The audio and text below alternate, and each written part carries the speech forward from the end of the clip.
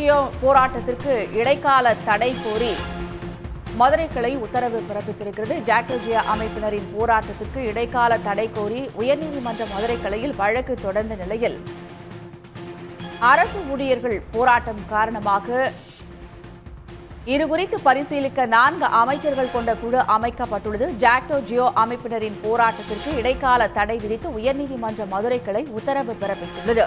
ஜாக்டோ ஜியோ அமைப்பினரின் சாலை மறியல் போராட்டத்திற்கு தடை கோரி உயர்நீதிமன்ற மதுரை கிளையில் வழக்கு தொடரப்பட்டது. அரசு ஊழியர்கள் கோரிக்கை குறித்து பரிசீலிக்க 4 அமைச்சர்கள் கொண்ட குழு அமைக்கப்பட்டுள்ளதாக அரசு தரப்பில் விளக்கம் அளிக்கப்பட்டுள்ளது. அரசு தரப்பு பேச்சுவார்த்தை முடியும் வரை எந்தவித போராட்டத்தையும் முன்னெடுக்க கூடாது என்று உயர்நீதிமன்ற மதுரை கிளை உத்தரவு பிறப்பித்துள்ளது. இதுகுறித்த மேலும் விவரங்களை தருகிறார் நமது செய்தியாளர் ரஃபீக் ராஜா. ரஃபீக் ராஜா, இந்த வழக்கு தொடர்பான முழு விவரம். நிச்சயமாக திருச்செந்தூரை சேர்ந்த ராம்குமார் ஆதித்தன் என்பவர் உயர்நீதிமன்ற மதுரை கிளையில் ஒரு பொதுநல வழக்கு ஒன்றை தாக்கல் செய்திருந்தார்.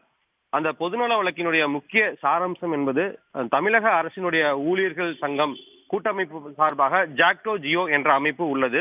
இந்த அமைப்பு அரசு ஊழியருடைய கோரிக்கைகள் குறித்து தமிழக அரசிடம் பல்வேறு கோரிக்கை மனுக்கள் கொடுக்கப்பட்டுள்ளது. இந்த கோரிக்கைகளில் சில கோரிக்கைகள் நிறைவேற்றப்படாமல் நீண்ட காலமாக இருப்பதால் இந்த கோரிக்கைகளை வலியுறுத்தி போராட்டத்தில் ஈடுபட்டு வருகின்றன.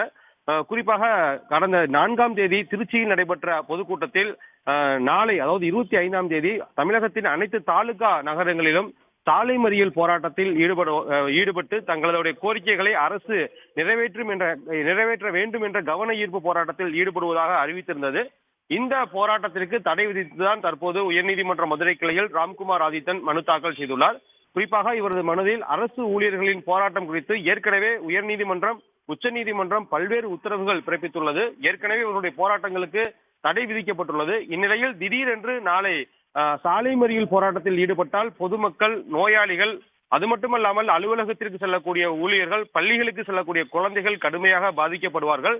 எனவே இவர்களுடைய போராட்டம் என்பது சட்டவிரோதம். இவருடைய கோரிக்கைகளை அரசிடம் கேட்டு அதனை பூர்த்தி கொள்ளட்டும், அல்லது போராட்டங்களை வேறு வடிவில் எடுத்துக் கொள்ளலாம்.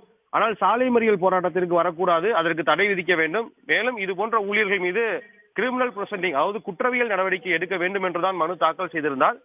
இந்த மனு இன்று காலை விசாரணைக்கு வந்தபோதே நீதிபதிகள் பொதுமக்களுக்கு இடையூறு ஏற்படும் வகையில் தங்களது போராட்டங்கள் இருக்கக்கூடாது, இது குறித்து அரசு இன்று மாலைக்குள் நீதிமன்றத்தில் தகவல் கேட்டு அரசு வழக்கறிஞர் தெரிவிக்க வேண்டும் என்று கூறி ஒத்திவைக்கப்பட்டிருந்தது. இந்நிலையில் மீண்டும் இந்த வழக்கு நீதிபதிகளுடைய நிஷா பானு மற்றும் ஸ்ரீமதி ஆகியோர் அடங்கிய அமர்வில் விசாரணைக்கு வந்தபோதுதான் அரசு தரப்பில் அரசு ஊழியர்களின் கோரிக்கைகளை குறித்து கேட்டறிந்து நிவர்த்தி செய்வதற்காக 4 அமைச்சர்கள் கொண்ட குழு அமைக்கப்பட்டுள்ளது.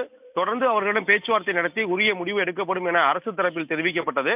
அதை பதிவு செய்துதான் நீதிபதிகள் அரசு தரப்பும் அரசு ஊழியர் தரப்பும் பேச்சுவார்த்தையில் ஈடுபடட்டும், முடிவுகள் எடுக்கும் வரை எவ்வித போராட்டங்களிலும் ஈடுபடக்கூடாது, குறிப்பாக நாளை சாலை மறியல் போராட்டத்தில் ஈடுபடக்கூடாது என கூறி அதற்கு இடைக்கால தடையும் விதித்து உத்தரவு பிறப்பித்துள்ளனர்.